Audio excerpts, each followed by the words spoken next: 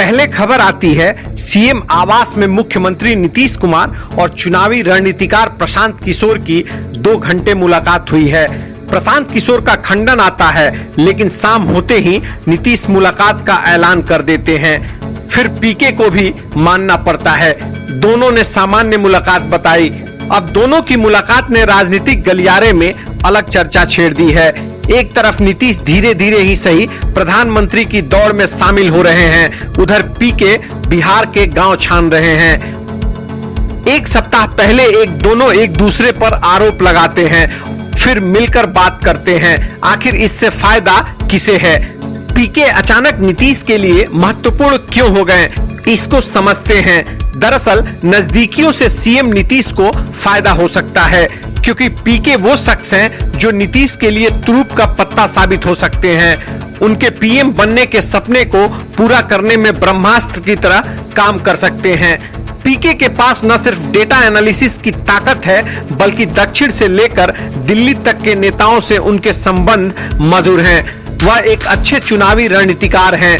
उनके पास एक बड़ी ट्रेंड टीम है। पहली बार 2015 में बीजेपी के खिलाफ मोर्चा बनाने की बात प्रशांत किशोर ने ही शुरू की थी। तब नीतीश कुमार ने इस बात से इनकार कर दिया था। 5 साल बाद अब वही पीके के बताए रास्ते पर चल निकले हैं। तब प्रशांत किशोर ने कहा था कि बीजेपी को हराने के लिए तीसरे या चौथे मोर्चे की जरूरत नहीं है। कभी तीसरा या चौथा मोर्चा बीजेपी को नहीं हरा सकता है। इसके लिए दूसरे मोर्चे को मजबूत करना होगा। तब नीतीश कुमार ने पीके के इस सुझाव को दरकिनार कर दिया था। फिर नीतीश कुमार 2017 में बीजेपी के साथ आ गए और पीके से दूरी बढ़ गई। पीके ने भी बिहार में सियासी जमीन की तलाश शुरू कर दी है।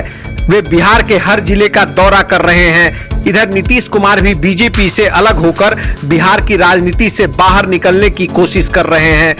पिछले दिनों उनका दिल्ली दौरा इसी मुहिम के मद्देनजर था। वे देश में बीजेपी के खिलाफ विपक्षी एकता को मजबूत करने की कोशिश कर रहे हैं। उन्होंने भी ये माना है कि यदि बीजेपी को देश की सत्ता से हटाना है तो कांग्रेस और वाम दल को साथ लेकर विपक्षी एकता को मजबूत करना होगा। सभी विपक्षी पार्टियों को एक मंच पर आना होगा। ऐसे में सभी को एकजुट करने के लिए उन्हें अब अपने पुराने रणनीतिकार प्रशांत किशोर की याद आई। पीएम बनने की लड़ाई में पीके की रणनीति की ताकत को सीएम अच्छी तरह जानते हैं। तभी तो विरोधी बन गए पीके को मुलाकात के लिए आवास बुला लिया। ऐसा माना जा रहा है कि पीके अरविंद केजरीवाल और ममता बनर्जी को नीतीश कुमार के नाम पर सहमति के लिए तैयार कर सकते हैं। दक्षिण और पश्चिम में भी पीके की मजबूत पकड़ है। यूं समझिए कि पीके विपक्षी एकता के रणनीतिकार भी बन सकते हैं। बहरहाल इंतजार कीजिए।